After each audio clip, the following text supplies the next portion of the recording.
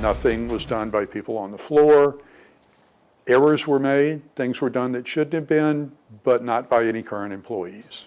And it all seems like money down the drain now. We're talking about a $6 million contract signed by the former director of the Orleans Parish Communication District. That's at the center of a new scathing report. The Office of Inspector General found documents were altered and laws were not followed. WDSU investigative reporter Cassie Sherm sits down with the new head of the department to talk through his steps moving forward.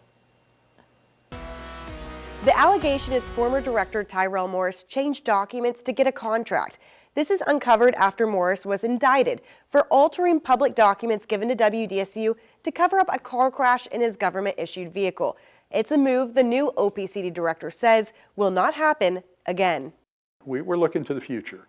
We're moving forward, doing things the right way, being fully transparent, honest. If we have an issue, we're sending a press release out in social media and you don't have anything to investigate.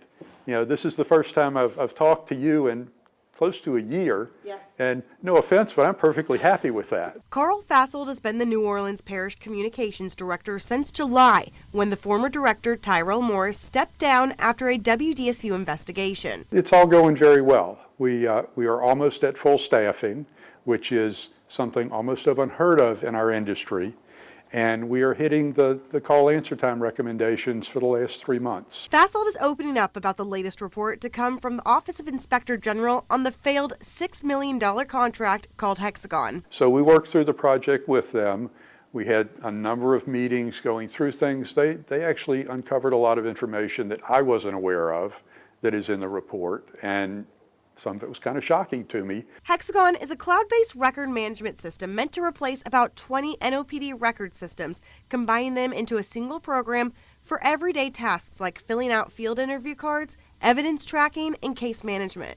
Would this organization be the one that normally would have procured this? I don't believe it's appropriate. Under my administration, we would not be doing that, but I can't speculate as to why OPCD did it in the past. 2.5 years later, the Communications District and NOPD found serious shortcomings. It's an easy one at that point. It's time to cut losses and move on. Losing nearly $3 million in public money. Not only was it a loss, how it was done, the Office of Inspector General says, violated policy.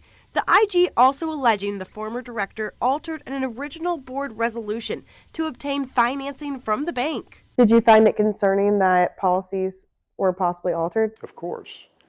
We find it very concerning that policies weren't followed, that documents may have been altered, et cetera. And that is something that I can guarantee won't happen now, can't happen now. But that's not for us to follow up on. We have law enforcement and DA's office and everybody else who can deal with those types of questions. And we will continue to be open, honest, and transparent with anybody who's investigating anything further.